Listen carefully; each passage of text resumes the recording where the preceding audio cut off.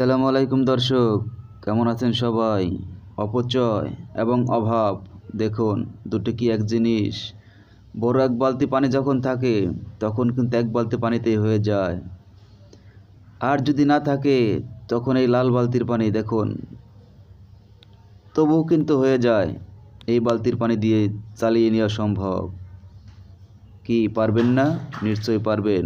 এই বালতির পানি যখন না থাকে কি করবেন তখন? এই এক মগ পানি দিয়েই কিন্তু কাজটি সেরে নিতে হবে। এই এক মগ পানি যদি না থাকে দেখুন কি করবেন? নিশ্চয়ই আপনি পরবর্তী ধাপে চলে যাবেন। এই ছোট একটি মগ আছে, দেখুন এই মগের পানি দিয়েই কিন্তু কাজটি সেরে নিতে হবে। কি বুঝলেন দর্শক? অপচয় করবেন না অভাবে পড়বেন? আপনার ব্যক্তিগত বিষয়। দেখুন মানুষ সবই পারে, না থাকলে পরে সে জিনিসের কি মূল্য সেটা বোঝা যায়। তাই থাকতে অপচয় বন্ধ করুন। ভালো থাকুন। ভিডিওটি ভালো লাগলে শেয়ার দিবেন।